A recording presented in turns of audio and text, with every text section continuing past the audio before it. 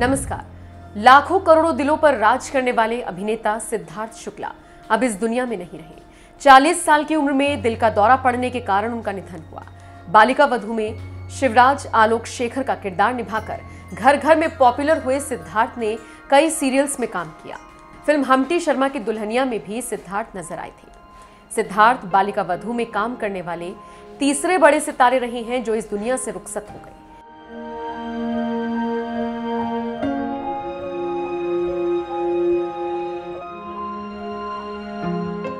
जी हाँ, सिद्धार्थ से पहले सीरियल की आनंदी यानी प्रत्यूषा बैनर्जी और दादी सा यानी सुरेखा सीकरी भी इस दुनिया को अलविदा कह चुकी हैं। सबसे पहले बात करते हैं शिव यानी कि सिद्धार्थ की। सिद्धार्थ को इस सीरियल ने खूब पहचान दिलाई।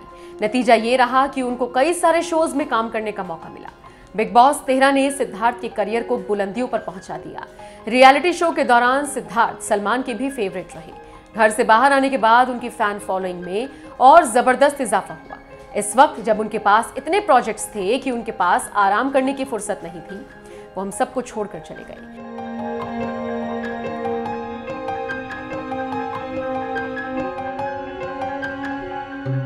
इस कहानी का दूसरा बड़ा किरदार थी प्रत्यूषा बैनर्जी।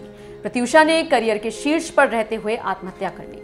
इसके पीछे की वजह निजी कारण थी। खबर थी कि वो अपने बॉयफ्रेंड की वजह से बहुत परेशान थी। महज 25 साल की उम्र में ही प्रत्यूषा ने अपनी जिंदगी को खत्म कर लिया। उनके जाने के बाद बहुत बवाल मचा था। उनके बॉयफ्रेंड को लेकर तमाम सेलेब्स ने भी कई खुलासे किए थे। खैर, आगे बढ़ते हैं और इस कहानी के तीसरे किरदार के बारे में आपको बताते हैं, जिनका नाम है सुरेखा सीकरी। सुरेखा ने सीरियल में दादी सा का किरदार निभाया था। 16 जुलाई 2021 को सुरेखा सीकरी का निधन हुआ। एक्ट्रेस का निधन भी दिल का दौरा पड़ने के कारण हुआ। उस वक्त उनका पूरा परिवार उनके साथ था।